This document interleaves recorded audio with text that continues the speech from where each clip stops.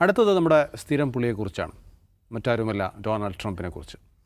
പശ്ചിമേഷ്യയിൽ ഒരു യുദ്ധസന്നാഹവുമായി അമേരിക്ക വരുന്നു എന്നുള്ള വാർത്തകളാണ് ഇപ്പോൾ വരുന്നത്. നമുക്കറിയാം, വെനിസ്വേലയിലെ പ്രസിഡന്റ് മദൂറോയെ പിടിച്ചുകൊണ്ടുപോയിട്ട് ദിവസങ്ങളെ ആവുന്നുള്ളൂ. അദ്ദേഹം ഇപ്പോൾ അമേരിക്കയിൽ കൽത്തുറുങ്കിലാണ്. അദ്ദേഹത്തിനെ വിചാരണ നടത്തുകയും ചെയ്യുന്നുണ്ട്. അതേ തുടർന്ന് അതേ യുദ്ധസന്നാഹങ്ങൾ ഇറാനെതിരെയും പ്രയോഗിക്കാനുള്ള തയ്യാറെടുപ്പിലാണ് അമേരിക്ക എന്നുള്ള വാർത്തകളാണ് പുറത്തു വന്നുകൊണ്ടിരിക്കുന്നത്. ദാവൂദ് സാഹിബ്, അങ്ങനെ ഒരു ശ്രമത്തിലേക്ക് അമേരിക്ക പോകുന്നുണ്ടോ? ഇറാനെ പെട്ടെന്ന് ആക്രമിക്കാനോ അല്ലെങ്കിൽ ഇറാൻ പ്രസിഡന്റിനെ റാഞ്ചാനോ ഒക്കെ അമേരിക്കക്ക് പദ്ധതി ഉണ്ടാകാനുള്ള സാധ്യത കാണുന്നുണ്ടോ? അമേരിക്കയ്ക്ക് അങ്ങനെ പദ്ധതി ഉണ്ടോ എന്നുള്ളതിനപ്പുറം അമേരിക്ക അങ്ങനെ ആഗ്രഹമുണ്ട്. അമേരിക്കയേക്കാൾ അതിൽ ആഗ്രഹമുള്ളത് ഇസ്രായേലിനാണ്. ഇസ്രായേലിനെ സംബന്ധിച്ചിടത്തോളം ഇറാനിൽ റെജീം ചേഞ്ച് എന്നുള്ളത് അവരുടെ എക്കാലത്തെയും വലിയ ആഗ്രഹമാണ്. 1979 ഇറാൻ ഇസ്ലാമിക് റവല്യൂഷന് മുമ്പ് നമുക്ക് ഇസ്രായേൽ രൂപീകരിക്കപ്പെട്ട ശേഷം ഇസ്രായേലിനെ ആദ്യം അംഗീകരിക്കുന്ന രാജ്യങ്ങളൊന്നാണ് ഇറാൻ. അന്നത്തെ പഹ്ലവി ഭരണകൂടമാണ്.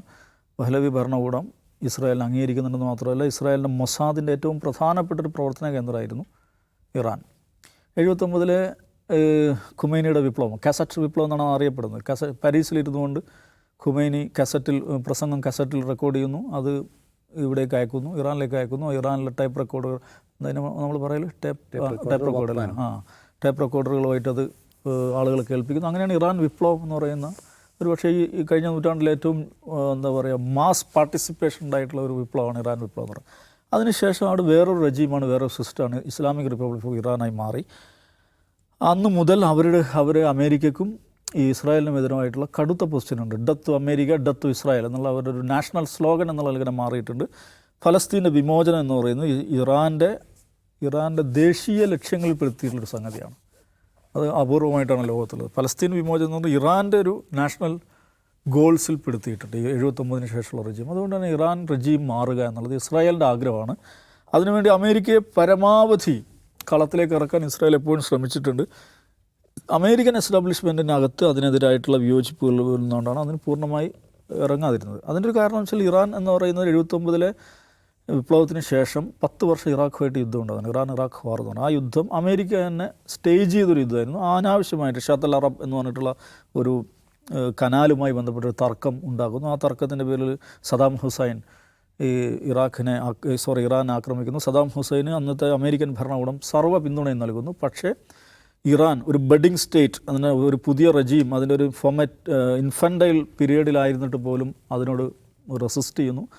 അത് ഇറാനിയൻ നാഷണൽ ഐഡൻറ്റിറ്റിയെ ഫോം ചെയ്യുന്നതിൽ ഏറ്റവും പ്രധാനപ്പെട്ട ഒരു ഘടകമായി മാറിയിട്ടുണ്ട്. ഞാൻ മുമ്പ് പറഞ്ഞിട്ടുണ്ട്, ഏതൊരു രാജ്യത്തെ സംബന്ധിച്ചിടത്തോളം ആ രാജ്യത്തെ ഫോം ചെയ്യുന്നതിലെ പ്രധാനപ്പെട്ടൊരു ഘടകം അതിർത്തികളും ഭാഷയും ഭരണഘടനയും ദേശീയ പതാകയേക്കാളൊക്കെ ഉപരി ഒരു രാഷ്ട്രത്തെ ഫോം ചെയ്യുന്നതിൽ പ്രധാനപ്പെട്ട ഒരു ഘടകമാണ് കളക്റ്റീവ് മെമ്മറി എന്ന് പറയുന്നത്. ഇറാൻ്റെ കളക്റ്റീവ് മെമ്മറി എന്ന് പറഞ്ഞാൽ 2 കാര്യങ്ങളാണ്. ഈ പറയുന്ന 79 വിപ്ലവവും വിപ്ലവാനന്തരം അടിച്ചേൽപ്പിക്കപ്പെട്ട യുദ്ധവും ആ യുദ്ധത്തിനെതിരായുള്ള പ്രതിരോധവും. അതാണ് ഇറാൻ്റെ ഏറ്റവും പവർഫുള്ളായിട്ടുള്ള കളക്റ്റീവ് മെമ്മറി എന്ന് പറയുന്നത്. അപ്പോൾ അവർ പിടിച്ചു നിന്നത് മാത്രമല്ല, അതിനുശേഷം അവർ വലിയ തോതിൽ ഉപരോധത്തിലായിരുന്നു. യൂറോപ്യൻ യൂണിയനും അമേരിക്കയും അടിച്ചേൽപ്പിച്ച ഉപരോധം. ഈ ഉപരോധമെല്ലാം ഉണ്ടായിട്ടും ഇറാൻ വികസിച്ചു കൊണ്ടിരുന്നു. അവർ സ്വന്തമായി ഒരു എക്കണോമി അവർ വളർത്തിയെടുക്കുന്നു. ടെക്നോളജി, സയൻസ് ആൻഡ് ടെക്നോളജിയുടെ കാര്യത്തിൽ ഈ പറയുന്ന വികസ്വര രാജ്യങ്ങൾ നമ്മൾ എടുത്തുവെങ്കിൽ വളരെ മുൻപന്തിയിൽ നിൽക്കുന്ന രാജ്യമായി അത് മാറി. സ്വന്തമായ എല്ലാം ഒരു സ്വാശ്രയത്വം, ഒരു രാജ്യത്തിൻ്റെ സ്വാശ്രയത്വം എന്ന് പറയുന്ന ഒരു കാഴ്ചപ്പാട് വെച്ച് നോക്കിയാൽ ഇറാൻ ഒരു ഗ്ലോബൽ മോഡലാണെന്ന് പറയാൻ പറ്റും. എല്ലാ നിലക്കും അവർ സെൽഫ് സഫിഷ്യൻ്റ് ആകാൻ വേണ്ടിയുള്ള എല്ലാ ശ്രമങ്ങളും നടത്തി. അവർക്ക് കൂട്ടായിട്ട് വളരെ ഒരു സഹായമായിട്ട് റഷ്യയും ചൈനയും മാത്രമേ ഉണ്ടായിരുന്നു. എന്നിട്ടും അവർ സ്വന്തമായി ഏതാണ്ട് എല്ലാ കാര്യങ്ങളിലും, ആയുധങ്ങളുടെ കാര്യത്തിലാണെങ്കിലും നോക്കൂ, ഇസ്രായേലിൽ വരെ എത്തുന്ന ബാലിസ്റ്റിക് മിസൈൽ, ഇസ്രായേൽ മാത്രമല്ല ഈവൻ യൂറോപ്പിൽ, ഗ്രീസ് വരെ എത്താവുന്ന ബാലിസ്റ്റിക് മിസൈലുകൾ അവർ ഡെവലപ്പ് ചെയ്തു. സ്വന്തമായ ഡിഫൻസ് ഇൻഡസ്ട്രി വളരെയധികം ശക്തിപ്പെടുത്തി. ഇതെല്ലാം ശ്രദ്ധിക്കണം. ഏതാണ് അമേരിക്കയുടെയും യൂറോപ്യൻ യൂണിയൻ്റെ ഉപരോധമുണ്ട്. അയൽപ്പക്കങ്ങളിലൊന്നും സുഹൃത്തുക്കളില്ല. ഈ പറയുന്ന അറബ് രാജ്യങ്ങളൊക്കെ അമേരിക്കയുടെ കൂടെ നിന്ന് അവരുടെ ശത്രുപക്ഷത്തായിരുന്നു. ഇതെല്ലാം ഉണ്ടായിട്ടും അവർ സർവൈവ് ചെയ്യാൻ മാത്രമല്ല, അവരെല്ലാ രംഗങ്ങളും മുന്നോട്ട് പോവുകയാണ് ചെയ്തത്. 1900 അതങ്ങനെ കഴിഞ്ഞു. ഇപ്പോൾ 2015 ഇപ്പോൾ ഇതൊരു സിനാരിയോ നമ്മൾ കാണേണ്ടത്. അവിടെ ഇങ്ങനെയൊക്കെ ആണെങ്കിലും അവർ സെൽഫ് സഫിഷ്യൻ്റ് ആകാൻ ശ്രമിക്കുന്നു, പുരോഗതിയിലേക്ക് പോകുന്നു, അവരുടെ ഇൻഡസ്ട്രികൾ അവർ വികസിപ്പിക്കുന്നു, എല്ലാം ചെയ്യുന്നുണ്ടെങ്കിലും സൊസൈറ്റി മാറിയിട്ടുണ്ട്. 79 2025 നമ്മൾ കാണേണ്ട 1979 3,70,00,000 ഇറാനിലെ ജനസംഖ്യ. 3 കോടി, അത് ശ്രദ്ധിക്കേണ്ട കാര്യമാണ്. 3,70,00,000 ഇറാനിലെ ജനസംഖ്യ. ഇപ്പോൾ ഇറാനിലെ ജനസംഖ്യ എന്ന് പറയുന്നത് 9 കോടിയാണ്. ഈ 9 കോടി ജനസംഖ്യയിൽ 60% 30 വയസ്സിന് താഴെയുള്ള ആളുകളാണ്. അപ്പോൾ ആ ഡെമോഗ്രഫിയുടെ ഒരു സ്വഭാവം ഒന്ന് ആലോചിച്ച് നോക്കൂ. 9 കോടി ജനസംഖ്യയുണ്ട്, അതിൽ 60% 30 വയസ്സിന് താഴെയുള്ള ആളുകളാണ്. അവരെ സംബന്ധിച്ചിടത്തോളം ഈ നേരത്തെ പറഞ്ഞ കളക്റ്റീവ് മെമ്മറി അവർക്കൊരു വിഷയമല്ല. Iran revolution, 79 revolution, Khomeini, Khamenei, റഫ്സൻജാനി, സദാം ഹുസൈനുമായുള്ള യുദ്ധം, ഇതൊന്നുമല്ല അവരെ സംബന്ധിച്ചിടത്തോളം വിഷയം. അവർ ആസ്പയറിങ് യൂത്താണ്. അവർ ലോകത്തെ കാണുന്നവരാണ്. അവർക്ക് സ്വപ്നങ്ങളുണ്ട്. അവർ ഇപ്പോൾ ഈ അമേരിക്ക തന്നെ സൃഷ്ടിച്ചുള്ള ആഘാതങ്ങൾ, പല സ്വഭാവത്തിലുള്ള ഉപരോധങ്ങൾ കാരണം അവരുടെ എക്കണോമി ഈ യുവാക്കൾ ആഗ്രഹിക്കുന്ന സ്വഭാവത്തിൽ വളരുകയോ വികസിക്കുകയോ ചെയ്യുന്നില്ല. ഒരു കാര്യം കൂടെ മനസ്സിലാക്കണം, ഇറാൻ ജനസംഖ്യയുടെ 70% ഏർബനൈസ്ഡ് ആണ്. അത് നമ്മൾ ഈ പറയുന്ന മൂന്നാം ലോകരാജ്യങ്ങളൊരു അപൂർവ പ്രതിഭാസമാണ്. ആ ജനസംഖ്യയുടെ 70% നഗരവൽക്കരിക്കപ്പെട്ട ജനസംഖ്യയാണ്. അവിടുത്തെ ഇൻ്റർനെറ്റ് പെനട്രേഷൻ എന്ന് പറഞ്ഞാൽ 84% ആണ്. ആ രാജ്യത്തിന് മൊത്തം ഇൻ്റർനെറ്റ് പെനട്രേഷൻ. അവിടെ യൂട്യൂബും ഫേസ്ബുക്കൊക്കെ നിരോധിക്കപ്പെട്ടതാണ്. പക്ഷേ എന്നിട്ട് പോലും ജനങ്ങൾ വലിയ തോതിൽ ഈ പറയുന്ന ഇക്കണോമിക് ഹാർഡ്ഷിപ്പ് കാരണം ഭരണകൂടത്തിനെതിരായിട്ടുള്ള സമരമുണ്ട്, അവർക്ക് അമർഷമുണ്ട്. ഈ അമർഷം വളരെ നേരത്തെ തുടങ്ങിയത്, നമ്മൾ ശ്രദ്ധിക്കേണ്ട പോയിന്റ്, വളരെ നേരത്തെ തുടങ്ങിയതാണ്. അത് അമർന്നു നിന്നത്, അതൊരു വിസ്ഫോടനമായി മാറാതിരുന്നതിൻ്റെ കാരണം എന്താ അറിയോ? അതിങ്ങനെ രൂപപ്പെട്ട് വരുമ്പോഴാണ് ഇസ്രായേൽ ഇറാൻ ആക്രമിക്കുന്നത്. ഇസ്രായേൽ ഇറാൻ ആക്രമിച്ചതോടുകൂടി ആ നാഷണൽ പ്രൈഡ് വേറെ നിലക്ക് അത് ഫോം ചെയ്യപ്പെടുകയാണ്. ഒരു ആക്രമിക്കപ്പെടുന്ന സമയത്ത് നമ്മൾ ആഭ്യന്തരമായി പ്രശ്നങ്ങൾ ഉണ്ടാക്കരുതെന്നും ഇസ്രായേലിനെതിരായിട്ടുള്ള ഒരു ദേശീയ വികാരം രൂപപ്പെടുന്നു. ആ നിലക്ക് ഇറാൻ നന്ദി പറയേണ്ടത് ഇസ്രായേലിനോടാണ്. അന്ന് ഡഫർ ചെയ്യപ്പെട്ട പ്രക്ഷോഭമാണ് ഇന്ന് നടക്കുന്നത്. ഞാൻ പറയും, ഈ 2025 ഡിസംബറിൽ തുടങ്ങിയ ഈ പ്രക്ഷോഭം, അത് പ്രാഥമികമായിട്ട് തുടങ്ങുന്നത് ചെറുകിട വ്യാപാരികളാണ് തുടങ്ങുന്നത്. അവരുടെ ഹാർഡ്ഷിപ്സ് കാരണമാണ്.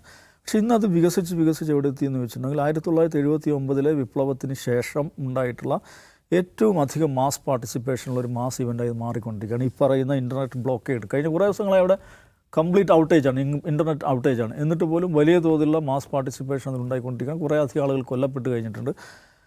ആ പ്രക്ഷോഭത്തിൻ്റെ മുദ്രാവാക്യങ്ങൾ ശ്രദ്ധിക്കണം. അത് ഈ പറയുന്ന സാമ്പത്തിക പ്രശ്നങ്ങളിൽ നിന്ന് മാറിയിട്ട് ഇപ്പം ഒരു റെജീം ചേഞ്ച് എന്ന് പറയുന്ന ഈ ഭരണ സംവിധാനം മാറണം, കുറച്ചും കൂടി ഒരു ഓപ്പൺനെസ് വേണം എന്നുള്ള ഇതിലേക്ക് റഹ്ബറെ അസം എന്ന് പറയുന്ന അവിടുത്തെ ആത്മീയ നേതാവ്, സുപ്രീം സ്പിരിച്വൽ ലീഡർ, അതാണ് ഹെഡ് ഓഫ് ദി സ്റ്റേറ്റും ഒരർത്ഥത്തിൽ ഹെഡ് ഓഫ് ദി ഗവൺമെൻറ്റും. അത് ഇറാനിലെ ഭരണ സംവിധാനമാണ്. 1979 മുതൽ അദ്ദേഹം മരിക്കുന്നതിൽ 89 വരെ ഖുമൈനി ആയിരുന്നു. ഖുമൈനിക്ക് ശേഷം ആരാണ്? ആയത്തുള്ള അലി ഖാംനൈ. അപ്പോൾ 89 മുതൽ 2025 36 വർഷമായി അല്ലേ? 36 വർഷമായി അദ്ദേഹമാണ് ആ സ്ഥാനത്തിരിക്കുന്നത്. ഈ റഹ്ബറെ ആസം എന്ന് പറയുന്നത്, അല്ലെ വലി ഫഖീഹ് എന്ന് പറയുന്ന അത് തിരഞ്ഞെടുക്കപ്പെടുന്ന ഒരു മാസ് വോട്ടിങ്ങിലൂടെ തിരഞ്ഞെടുക്കപ്പെടുന്നതല്ല, ഈ ഉലമാക്കളുടെ കൗൺസിലാണ് അത് തിരഞ്ഞെടുക്കുന്നത്. അപ്പോൾ ഈ അദ്ദേഹത്തിന് ജുഡീഷ്യറിയുടെ മേൽ അധികാരമുണ്ട്, ആർമിയുടെ കമാൻഡർ ഇൻ ചീഫാണ് അദ്ദേഹം, ഭരണകൂടത്തിന് മേൽ വലിയ അധികാരമുണ്ട്. ഈ സംവിധാനം മാറണം, റബ്ബറെ ആസം മാറണം എന്ന് അവിടുത്തെ യുവാക്കൾ ആവശ്യപ്പെടണം. അത് ശ്രദ്ധിക്കണം. ആ മനുഷ്യനിപ്പോൾ 86 വയസ്സായി, 39 ജനിച്ച ആളാണ്. 60% മനുഷ്യരും 30 വയസ്സിന് താഴെയുള്ള ഒരു ജനതയെ നയിക്കുന്നത് 86 വയസ്സായ ഒരാളാണ്. അതുണ്ടാക്കുന്ന ഡിസ്കണക്റ്റ് മാത്രം നമുക്ക് ആലോചിച്ച് നോക്കിയാൽ മതി. അപ്പോൾ അവർ സാധാരണ വിലക്കയറ്റം അല്ലെങ്കിൽ വേറെ നിലക്കുള്ള ഏതെങ്കിലും പ്രശ്നങ്ങൾ, അങ്ങനെയുള്ള പ്രശ്നങ്ങളും തുടങ്ങിയ പ്രക്ഷോഭം റെജീം ചേഞ്ച് എന്ന് പറയുന്നൊരു ആവശ്യത്തിലേക്ക് ഉയരുക എന്ന് പറയുമ്പോൾ അത് കുറച്ചും കൂടെ സീരിയസ് ആയ കാര്യമാണ്. അതിന് അമേരിക്കയുടെ പിന്തുണ നിശ്ചയമാണ്. അമേരിക്ക വലിയ തോതിൽ തന്നെ പിന്തുണക്കുന്നുണ്ട്, ഫണ്ട് ചെയ്യുന്നുണ്ട്, ഇസ്രായേൽ ഫണ്ട് ചെയ്യുന്നുണ്ട്. ഈ റിസാ ഷാ പഹ്ലവിയുടെ ഇപ്പോഴത്തെ തലമുറ അവർ ജീവിക്കുന്ന അമേരിക്കയിലാണ്. അവരെല്ലാ ദിവസവും ടെലിവൈസ്ഡ് സ്പീച്ചുകൾ നടത്തുന്നുണ്ട്, അത് ഇറാനിലേക്ക് എത്തിക്കാൻ ശ്രമിക്കുന്നുണ്ട്. ചില ആളുകളെ കൊണ്ട് റിസാ ഷാ തിരിച്ചു വരണം എന്നൊക്കെ മുദ്രാവാക്യം മുഴക്കുന്നത്, അതെനിക്ക് തോന്നുന്നത് സ്റ്റേജ്ഡ് ആയിരിക്കും. ഒരർത്ഥത്തിൽ ഇറാനിയൻ ജനത പഹ്ലവി ഭരണകൂടം തിരിച്ചു വരണമെന്ന് ആവശ്യമുണ്ടെങ്കിൽ അതൊരു സാധ്യതയില്ല. ഇതിലൊരു ഇഷ്യൂ എന്താണെന്ന് വെച്ചാൽ, ഒരു 2 വശങ്ങളുണ്ട്. ഒന്ന്, അവർ വലിയ തോതിൽ എക്കണോമിക് ഹാർഡ്ഷിപ്പ് അനുഭവിക്കുന്നുണ്ട്. അവിടുത്തെ പുതിയ തലമുറയുടെ ആഗ്രഹങ്ങൾക്ക്, അവരുടെ അഭിലാഷങ്ങൾക്കനുസരിച്ച് മുന്നോട്ട് പോകാൻ ഭരണകൂടത്തിന് സാധിക്കുന്നില്ല എന്നൊരു പ്രശ്നമുണ്ട്. പക്ഷെ അതിനൊരു മറുവശം, അങ്ങനെ സിറ്റുവേഷൻ സൃഷ്ടിച്ചതാരാണ്? അങ്ങനെ ഒരു സിറ്റുവേഷൻ സൃഷ്ടിക്കുന്നതിൽ അവരുടെ മിസ് ഗവേണൻസിന് പങ്കുണ്ടാകാം. പക്ഷേ അമേരിക്കയുടെ ഉപരോധം, അമേരിക്ക അവരെ തകർക്കാൻ ശ്രമിക്കുന്നുള്ളതിൽ പ്രധാനപ്പെട്ടൊരു പങ്കുണ്ട്. അപ്പോൾ അതുകൊണ്ട് ഇത് രണ്ട് വശത്തെയും കണ്ടുകൊണ്ട് ഇറാൻ നടക്കുന്ന ഡെവലപ്മെൻറ്റ്സ് നമുക്ക് കാണാൻ പറ്റും. പിന്നെ ഇറാൻ്റെ തന്നെ കുറേ എന്താ പറയുക തെറ്റായ കാര്യങ്ങൾ. ഇപ്പോൾ സിറിയയിലെ ഭരണകൂടത്തെ നിലനിർത്താൻ വേണ്ടി അവർ നടത്തിയുള്ള ശ്രമം. സിറിയയിലെ ഭരണകൂടം എന്ന് പറഞ്ഞാൽ 50 വർഷമായി ഒരു ലോകത്ത് തന്നെ ഏറ്റവും ഡ്രക്കോണിയൻ എന്ന് പറയാവുന്ന ഒരു ഡിക്റ്റേറ്റർഷിപ്പാണ് അസാദിൻ്റെ ഫാമിലി. അതിനെതിരായ ജനകീയ പ്രക്ഷോഭം ഉണ്ടായപ്പോൾ അതിനെ നിലനിർത്താൻ വേണ്ടിയിട്ട് എന്താ നമ്മൾ പറയാറ്, ചെലവും നൽകി അതിനെ നിലനിർത്താൻ വേണ്ടി ദശലക്ഷക്കണക്കിന് മനുഷ്യരെ കൂട്ടക്കൊശാപ്പ് ചെയ്ത ഒരു ഭരണാധികാരി നിലനിർത്താൻ വേണ്ടി ഇവർ വലിയ തോതിൽ ഫണ്ട് ചെയ്തിട്ടുണ്ട്. ഇപ്പോൾ ഇന്ന് ഉയരുന്നൊരു മുദ്രാവാക്യമുണ്ട് ഇറാൻ തെരുവിൽ, സിറിയയും യമനും ലബനാനുമല്ല, നമ്മുടെ ജീവിതമാണ് പ്രധാനം എന്നവർ മുദ്രാവാക്യം വയ്ക്കുന്നത്. എന്തുകൊണ്ടാണ്? അത്രയും ഫണ്ട് അങ്ങോട്ട് പോയിട്ടുണ്ട്, ഇറാൻ്റെ എനർജി അങ്ങോട്ട് പോയിട്ടുണ്ട്, റിസോഴ്സുകൾ അങ്ങോട്ട് പോയിട്ടുണ്ട്. എന്തിനു വേണ്ടിയാണ്? ഒരു തെമ്മാടിയായ ഒരു ഭരണാധികാരിയെ സംരക്ഷിക്കാൻ വേണ്ടി. ഒറ്റ കാരണമേ ഉള്ളൂ, അങ്ങേര് ഈ ഷിയ ശക്തിയിൽപ്പെട്ട ആളായിരുന്നു ഒറ്റ കാരണത്താൽ. അപ്പോൾ അത് ഇറാനെ സംബന്ധിച്ചിടത്തോളം അവരുടെ ഒരു സ്ട്രാറ്റജിക്കായുള്ള ഒരു ജനകീയ പ്രക്ഷോഭത്തെ തകർക്കാൻ വേണ്ടി ഒരു ഡ്രക്കോണിയൻ ഭരണകൂടത്തെ പിന്തുണച്ചതുകൊണ്ട് അവർക്ക് പറ്റിയ വലിയ അബദ്ധമായിരുന്നു. ആ നിലക്ക് നോക്കുമ്പോൾ ഗവൺമെൻറ് ഭാഗത്തു നിന്നുള്ള പല പിഴവുകളുണ്ടായിട്ടുണ്ട്. പക്ഷേ ആ എക്കണോമി ഇറാനെക്കുറിച്ച് അവർ മനസ്സിലാക്കണം. ഞാൻ പറഞ്ഞത് ഒന്നാമത് യങ് പോപ്പുലേഷൻ ഇത്ര അധികമുള്ള വിശാലമായ ഭൂപ്രദേശമുള്ള വലിയൊരു രാജ്യമാണത്. ഇഷ്ടംപോലെ റിസോഴ്സുള്ള രാജ്യമാണ്. ലോകത്ത് ഓയിൽ റിസർവിൽ 3-ാം സ്ഥാനത്ത് നിൽക്കുന്ന രാജ്യമാണ്. കാർഷിക സമൃദ്ധമായിട്ടുള്ള രാജ്യമാണ്. ഫലഭൂയിഷ്ടമായുള്ള ഭൂമിയാണ്. ഏത് നിലക്കും അനുഗ്രഹിക്കപ്പെട്ട ഒരു രാജ്യമാണ്. അങ്ങേയറ്റത്തെ പാരമ്പര്യമുള്ള ഒരു സംസ്കാരമുള്ള ഒരു ജനതയാണ്. ഇതെല്ലാം ഉള്ളൊരു രാജ്യമാണ്. ലോകത്ത് ഏറ്റവും കൂടുതൽ കാലം നിലയുറപ്പിച്ച ഒരു സാമ്രാജ്യത്തിൻ്റെ, പേർഷ്യൻ സാമ്രാജ്യത്തിൻ്റെ ബാക്കിപത്രമാണ്. ഏറ്റവും എന്താ പറയുക, സമൃദ്ധിയുള്ളൊരു സാമ്രാജ്യത്തിൻ്റെ ബാക്കിപത്രം. ഇങ്ങനെയൊക്കെയുള്ള എല്ലാ നിലക്കും ഗംഭീരമായ രാജ്യമാണ്. പക്ഷേ അതിനെ തകർക്കാൻ വേണ്ടിയിട്ട് എല്ലാവരും കൂടെ ശ്രമിക്കുന്നു. അതുണ്ടാക്കിയിട്ടുള്ള പ്രതിസന്ധികൾ, അതിനെതിരായിട്ടുണ്ടായിക്കൊണ്ടിരിക്കുന്ന ജനകീയ വികാരം, അതിനിപ്പം സർക്കാർ എങ്ങനെ അതിനോട് പ്രതികരിക്കും? അവരോട് കോൺഫ്രണ്ട് ചെയ്യാനാണ് പോകുന്നതെങ്കിൽ അത് ഭയങ്കരമായൊരു തെറ്റായ ഒരു നിലപാടായിരിക്കും. അങ്ങനെ കോൺഫ്രണ്ടേഷനിലേക്ക് പോകണം. നിങ്ങൾ ആളുകളെ കൊല്ലുകയാണെങ്കിൽ ഞാൻ വന്ന് ബോംബിടും എന്നാണ് ആര് പറയുന്നുണ്ട്? ട്രംപ് പറയുന്നുണ്ട്. ട്രംപ് വന്ന് ബോംബിട്ടാൽ ഒരു പക്ഷേ ഇറാന് ഗുണകരമായിരിക്കും എന്ന് എനിക്ക് തോന്നുന്നത്. ഈ പറയുന്ന ദേശീയ വികാരത്തെ മറ്റൊരു തരത്തിൽ തിരിച്ചുവിടാൻ ഇറാൻ ഭരണകൂടത്തിന് സാധിക്കും. ഇറാൻ ഭരണകൂടം അവിടുത്തെ ജനങ്ങളുമായിട്ട് ആശയവിനിമയം നടത്തുകയും അവർ ഉന്നയിക്കുന്ന ഡിമാൻഡുകൾ എന്താണെന്ന് പരിശോധിക്കുകയും ഈ പറഞ്ഞ പോലെ ഈ കുറച്ചുകൂടി ഇൻറ്റേർണൽ ഡെമോക്രസി ശക്തിപ്പെടുത്തുകയും ചെയ്തൊരു മാറ്റത്തിന് തയ്യാറാവുക എന്നുള്ളതായിരിക്കും ആ രാഷ്ട്രത്തിൻ്റെ ഭാവിയെ ഗുണകരമാകാമെന്ന് എനിക്ക് തോന്നുന്നു. ഒരു രാജ്യത്ത് പലതും നടക്കും. ആ രാജ്യത്ത് പ്രക്ഷോഭങ്ങളുണ്ടാകും, പ്രശ്നങ്ങളുണ്ടാകും, സർക്കാരിനെതിരെയുള്ള വികാരങ്ങളൊക്കെ ഉണ്ടാകും. പക്ഷേ മറ്റൊരു രാജ്യത്തിന് ആ രാജ്യത്തിൻ്റെ പരമാധികാരത്തിൽ ഇടപെടാൻ ഒരു അവകാശവും നിലവിൽ ഇല്ല. പക്ഷേ അമേരിക്കയ്ക്ക് അത് സാധിക്കുന്നു. അതാണ് വെനിസ്വേലയിൽ കണ്ടത്, നേരത്തെ ഇറാഖിലും അഫ്ഗാനിസ്ഥാനിലും ഒക്കെ കണ്ടത്. ഇനി അത് ഇറാനിലും നടന്നേക്കും.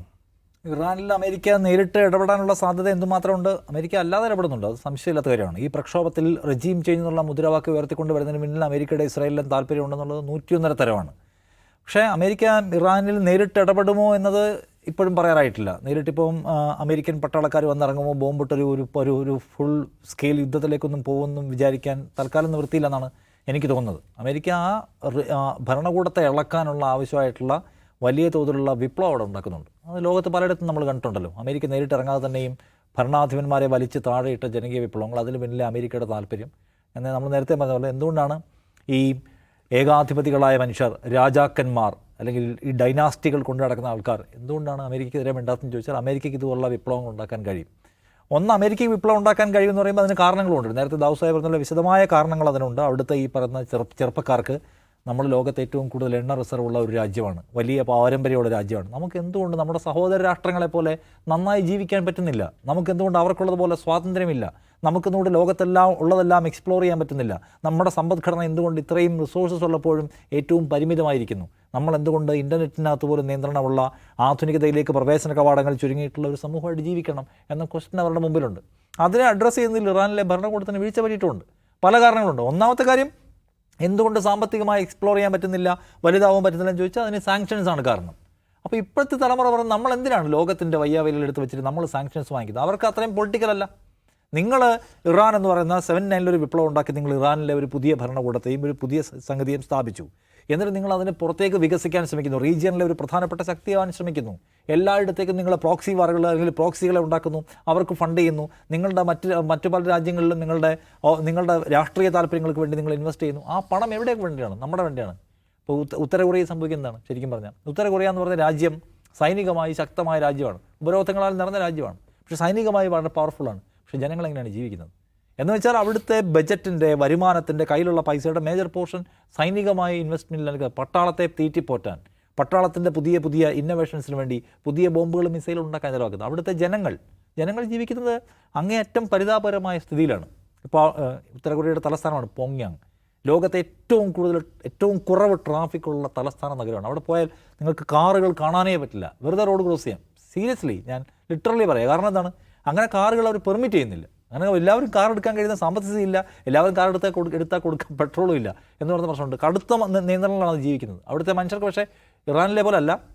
ഒരു പ്രൊട്ടസ്റ്റ് ചെയ്താൽ ഗുരുതരമായ ഭയങ്കരമായ സ്പൈ നെറ്റ്വർക്കാണ് അതിനകത്തുള്ളത്. സർക്കാരിൻ്റെ ആളുകളെ പരസ്യമായി എക്സിക്യൂട്ട് ചെയ്യുക എന്നുള്ളതാണ് അവിടുത്തെ രീതി തന്നെ. എല്ലാവരും അതുകൊണ്ട് ഏതെങ്കിലും നിലയ്ക്കുള്ള സമരങ്ങൾ അവിടെ രൂപപ്പെടത്തില്ല. പിന്നെ ഇൻ്റർനെറ്റ് ഒന്നും ഇതുപോലെയല്ല, കംപ്ലീറ്റ് ആയിട്ട് ഇൻ്റർനെറ്റ് തടഞ്ഞിരിക്കുകയാണ്. സമ്പദ്ഘടന എന്ന് പറഞ്ഞാൽ അവരുടെ മാത്രം സമ്പദ്ഘടനയാണ്, പുറത്തേക്ക് ആക്സസ് ഒന്നുമില്ല. അതുകൊണ്ട് ആൾക്ക് സംഘടിക്കാനും ലോകത്തിൻ്റെ ട്രെൻഡ് മനസ്സിലാക്കാനൊന്നും പറ്റില്ല.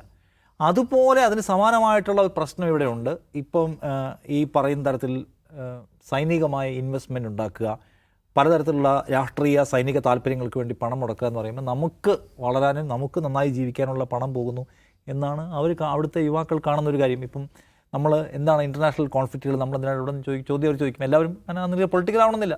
സോ അതിനകത്ത് അമേരിക്ക കൊണ്ടുവന്നിട്ടുള്ള അമേരിക്ക അടക്കമുള്ള രാഷ്ട്രങ്ങൾ കൊണ്ടുവന്നിട്ടുള്ള സാങ്ഷൻസാണ് ആ രാജ്യത്തെ ഞെരുക്കുന്നത് എന്ന കാര്യത്തിൽ തർക്കമില്ല. അപ്പോൾ അതുകൊണ്ട് ആ സാങ്ഷൻസിലേക്ക് നമ്മൾ എന്തിനു പോകണം, നമ്മൾ ലോകത്തോട് ഇതിന് ഗുസ്തി പിടിക്കുമെന്നാണ് അവർ ചോദിക്കുന്ന ഒരു ചോദ്യം. അതിനൊരു മീറ്റിംഗ് പോയിന്റ് ഉണ്ടോ എന്ന് ചോദിച്ചാൽ ഇല്ല. കാരണം അമേരിക്കയ്ക്ക് പൂർണ്ണമായിട്ടും വഴങ്ങുക, അമേരിക്കൻ താല്പര്യങ്ങൾക്ക് വഴങ്ങുക, അമേരിക്ക പറയുന്ന പോലെ എണ്ണ എടുത്ത് കൊടുക്കുക, അമേരിക്ക പറയുന്ന പോലെ റീജിയനിൽ പെരുമാറുക, അമേരിക്ക പറയുന്നവർ വോട്ട് ചെയ്യുക, അങ്ങനെ ഒരു ഭരണകൂടം വരിക എന്ന് വെച്ചാൽ രാജ്യത്തിൻ്റെ അസ്തിത്വവുമായി ബന്ധപ്പെട്ട പ്രശ്നമുണ്ട്. അപ്പോൾ ഈ യുവാക്കളുടെ താല്പര്യം, പുതിയ തലമുറയുടെ താല്പര്യവും രാഷ്ട്രീയമായ ഐഡൻറ്റിറ്റിയും തമ്മിലൊരു മീറ്റിംഗ് പോയിന്റ് സാധ്യമാക്കാൻ അവർക്ക് പറ്റുന്നില്ല എന്നാണ് ശരിയായ ദുരന്തം. എനിക്ക് തോന്നുന്നത് ഇത് ഒരു ഭരണമാറ്റത്തിലേക്ക് പോകുന്ന ഇതിന് മുമ്പ് നമ്മൾ ആ ഹിജാബുമായി ബന്ധപ്പെട്ട് ഉള്ള വലിയ പ്രക്ഷോഭം കണ്ടിട്ടുണ്ട്. ആ പ്രക്ഷോഭത്തിൽ 200-300 ആൾക്കാർ മരിച്ചു എന്നാണ് അവർ ഒഫീഷ്യലി അറിയിക്കുന്നത്. അതിൻ്റെ ഇരട്ടിയിലധികം ആൾക്കാർ മരിച്ചു എന്ന് പറയപ്പെടുന്നു. റോയിട്ടേഴ്സിൻ്റെ റിപ്പോർട്ടൊക്കെ പറയുന്നത് അതിൽ കൂടുതൽ ആൾക്കാർ മരിച്ചിട്ടുണ്ട് എന്നാണ്. 10-12,000 പേരെ പിടി ജയിലിലിട്ടിട്ടുണ്ട്, കുറേ പേര് എക്സിക്യൂട്ട് ചെയ്തിട്ടുണ്ട്. 2019 സമാനമായിട്ടുള്ള സംഗതി ഉണ്ടായിട്ടുണ്ട്. ഇന്ധന വില വർധന എന്ന് പറഞ്ഞാൽ ഭയങ്കരമായ പ്രക്ഷോഭം ഉണ്ടായിട്ടുണ്ട്. അതൊന്നും വൻ ഹെഡ്ലൈൻസ് ആയിരുന്നു. അന്നും ഈ ഹിജാബുമായി ബന്ധപ്പെട്ട പ്രൊട്ടസ്റ്റ് ഉണ്ടാകുന്ന സമയത്താണ് ഇതുപോലെ തന്നെ ഡിറ്റക്ടർക്ക് മരണം എന്ന് പറയുന്ന മുദ്രാവാക്യം അവിടെ മുഴങ്ങി കേട്ടതാണ്. പക്ഷേ അവരതിനെ അടിച്ചൊതുക്കി. ഇപ്പം തന്നെ അവിടെ ശരിക്കും പൂർണ്ണമായി സംഭവിക്കുന്നതൊക്കെ പുറത്തേക്ക് വരുന്ന എനിക്ക് സംശയമാണ്. കാരണം ഇൻ്റർനെറ്റ് മുഴുവൻ കട്ടിരിക്കുകയാണ്. അടുത്ത സംഭവിക്കേണ്ട ഒന്ന്, ഈ ജനകീയ വിപ്ലവത്തിൻ്റെ പേര് പറഞ്ഞ് ഒരു എക്സ്റ്റേണൽ ഇൻ്റർവെൻഷൻ ഉണ്ടാവുക എന്നുള്ളതാണ്. അമേരിക്ക വരുമോ? എനിക്ക് തോന്നുന്നു അമേരിക്ക വന്നാൽ അത് ഉണ്ടാക്കാൻ പോകുന്ന ഒരു റിസ്ക് ചെറുതായിരിക്കില്ല. അത് വലിയ യുദ്ധമായിട്ട് മാറില്ല. ഇറാൻ ചെറിയൊരു രാജ്യമല്ല. ഇറാനിലേക്ക് ഇപ്പോഴത്തെ ഈ ജനകീയ വിപ്ലവത്തിൻ്റെ കൂടെ അമേരിക്ക കൂടെ വന്നാൽ എന്താണ് ഖാംനെയി മനസ്സിലാക്കുക? നമ്മൾ തീരാൻ പോവാണ്. കാരണം ഈ യുദ്ധത്തിൽ നമ്മൾ തോറ്റുപോയാൽ ഇസ്ലാമിക് റവല്യൂഷനും ഇല്ല, ഖാംനെയും ഇല്ല, ഈ പറഞ്ഞ വിലായത്തെ ഫക്കീഹും ഇല്ല. അവർക്ക് അദ്ദേഹത്തിൻ്റെ സ്വന്തം പട്ടാളം, പിന്നെ വേറെ പട്ടാളമൊക്കെ അവിടെ ഉണ്ട്. അങ്ങനത്തെ സെറ്റപ്പുള്ള രാജ്യമാണ്. അതെല്ലാം തീരും. പിന്നെ ഏതോ ഷാ വന്ന് ഏതോ പാവ വന്ന് ഭരിക്കാൻ പോവാണ്. അപ്പോൾ അവർ അവസാനത്തെ യുദ്ധത്തിനായിരിക്കും പിന്നെ ഇറങ്ങാൻ പോവുക. അതുണ്ടാക്കാൻ പോകുന്ന അൺട്രസ്റ്റ് അല്ലെങ്കിൽ സംഘർഷം, അത് ഉണ്ടാക്കുന്ന വിപത്ത് ചെറുതായിരിക്കില്ല. അത് അമേരിക്ക മനസ്സിലാക്കുന്നുണ്ടാവും. ഇറാൻ ഒരുപക്ഷെ, അതുമാത്രമല്ല ഒരുപക്ഷെ കൂടുതൽ രാജ്യങ്ങൾ, റഷ്യയും ചൈന അടക്കമുള്ള രാജ്യങ്ങൾ അതിന് ഇടപെട്ടേക്കാം. റഷ്യയും ഇവരും തമ്മിൽ ഈ പറഞ്ഞ വാർ സഹകരണം പോലും ഉണ്ട്. ഇപ്പോൾ യുക്രൈൻ വാറിൽ ഏറ്റവും കൂടുതൽ ഡ്രോണുകൾ കൊടുത്തിട്ടുള്ളത് ഇറാൻ മെയ്ഡ് ഡ്രോണുകളാണ് ഉപയോഗിച്ചിട്ടുള്ളത്. സോ അതുകൊണ്ട് ആ നിലയ്ക്കുള്ള യുദ്ധ സഹകരണം പോലും ഉണ്ടായേക്കാവുന്ന അമേരിക്കൻ ഇൻ്റലിജൻസ് ഭയപ്പെടുന്നുണ്ടെന്നൊക്കെയുള്ള റിപ്പോർട്ട്സ് വായിക്കാൻ പറ്റും. സോ ഒരു തുറന്ന യുദ്ധത്തിലേക്ക് അമേരിക്ക വരാനുള്ള സാധ്യത കുറവായിരിക്കും. അത് റീജിയണൽ ഭയങ്കരമായ ഇളക്കമാണ്. അതുകൊണ്ട് ഇന്ത്യ പോലും മിണ്ടാത്തത്, ജനാധിപത്യത്തിൻ്റെ ഏറ്റവും വലിയ വിളനിലമായ ഇന്ത്യ പോലും അവിടെ നടക്കുന്ന ഇവിടുത്തെ ഒരുപാട് പേര് ഫേസ്ബുക്കിൽ വെള്ളം വെക്കുന്നുണ്ട്. പക്ഷേ ഇന്ത്യ ഒരു അക്ഷരം വേണ്ടിയിട്ടില്ല. ഇന്ത്യ അവിടുത്തെ ഇന്ത്യൻ പൗരന്മാരോട് നിങ്ങൾ സൂക്ഷ്മത പാലിക്കണമെന്ന് മാത്രമേ പറഞ്ഞിട്ടുള്ളൂ. അതിനപ്പുറം പറയുന്നില്ല. കാരണം ഇന്ത്യക്ക് ഒരുപാട് ഇൻട്രസ്റ്റ് അവിടെ ഉണ്ട്. ഈ പറഞ്ഞ ചബഹാർ പോർട്ട് അടക്കമുള്ള വൻ താല്പര്യങ്ങൾ അവിടെ കിടക്കുകയാണ്. ഈ റീജിയണിൽ അവർ നമ്മളുമായിട്ടും ബെറ്റർ റിലേഷൻഷിപ്പുള്ള രാജ്യമാണ്. സോ എനിക്ക് തോന്നുന്നത് ഇറാൻ ഭരണകൂടത്തെ വീഴ്ത്താൻ തക്ക സംഭവമായിട്ട് ഇത് വികസിക്കുമോ, അതോ ഇതിന് മുമ്പുണ്ടായിട്ടുള്ള പല ഘട്ടങ്ങളിലുണ്ടായിട്ടുള്ള സമരമായിട്ട് ഒടുങ്ങിപ്പോവോ, അടിച്ചമർത്തുമോ എന്നാണ് നോക്കേണ്ട കാര്യം. റജീം ചേഞ്ചിനുള്ള ഒരു സമയത്തേക്ക് അത് അടുത്തുനിന്ന് ഇപ്പോൾ വിചാരിക്കാൻ വയ്യ. യെസ്, ഇനിയൊരു യുദ്ധം കൂടി ലോകത്ത് ഉണ്ടാകരുതേ എന്ന് നമുക്ക് ആഗ്രഹിക്കാം. ഔട്ട് ഓഫ് ഫോക്കസ് ഇവിടെ പൂർത്തിയാവുന്നു. നാളെ വീണ്ടും കാണാം.